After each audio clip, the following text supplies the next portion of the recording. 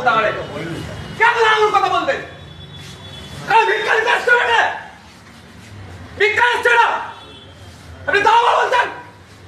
দেখলেন পুলিশকে কিভাবে ধমকাচ্ছে নওশাদ সিদ্দিকী। হ্যাঁ, এটাই আইএসএফ বিধায়ক নওশাদ সিদ্দিকী। কে স্যার তোমার? সবাই তোমার কথা বলছো, বলছি আমি এত কথা বলবেন না একদম একদম, মাথা বের ছুটিয়ে ফেলবো। আমাকে আপনি দাওয়া বলবো না, কে কেন কথা বলবেন? কেন বলবেন না কথা? একদম মজার কথা বলবেন না, অসভ্য কোথাকারে কেন আঙুল কথা বলবেন?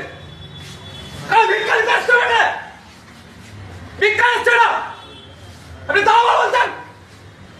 বলেন আপনার ভুল আছে, আপনার স্যার এখন স্যারকে নিয়ে করেছে, স্যারের একদম এরকম কথা বলবেন না, বলে দিচ্ছি। হ্যাঁ, এসপি কথা বলবো।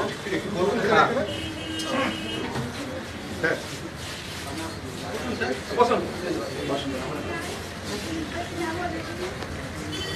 একেই বলে প্রতিবাদ। হ্যাঁ, বাকি লোক বাইরে যান, বাকি লোক বাইরে যান। মিডিয়া একেই বলে প্রতিবাদ। কিছুদিন আগে বারাইপুরে রহিম মোল্লার বলে এক ব্যক্তি তিনাকে আক্রমণ করে কিছু উগ্রবাদী।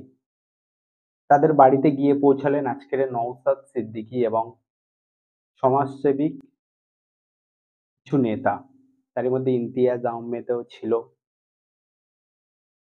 সেই পরিবারের সাথে কথা বলে নওশাদ সিদ্দিকী এবং সেই মুসলিম নেতারা তারা চলে যায় এসবি অফিসে।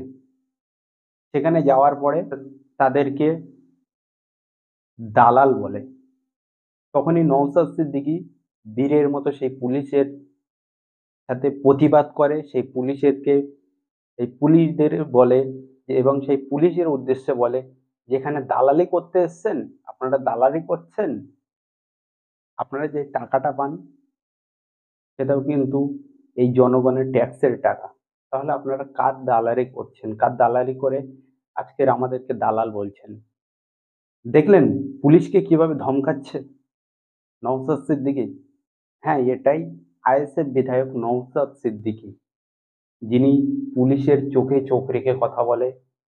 আর এই দালাল বলছে কে? এ রাজ্যের মুখ্যমন্ত্রী মমতা বন্দ্যোপাধ্যায়, তিনি পুলিশ মন্ত্রী, তিনার পুলিশ একটা এমএলএ কে দালাল বলছে।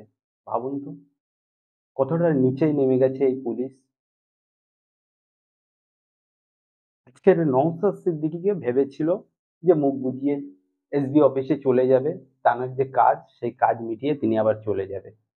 যখনই এসবি অফিসে ঢুকতে যাবে তখনই এই পুলিশ অফিসার বলে যে দালাল ঢুকছে। তখনই নওশাদ সিদ্দিকী বাঘের মতন গর্জন করলেন। হ্যাঁ, এটাই হলো বাঘের বাচ্চা। তিনি আবারও প্রমাণ করে দিলেন। দর্শক, আপনারা দেখলেন ভিডিও। তো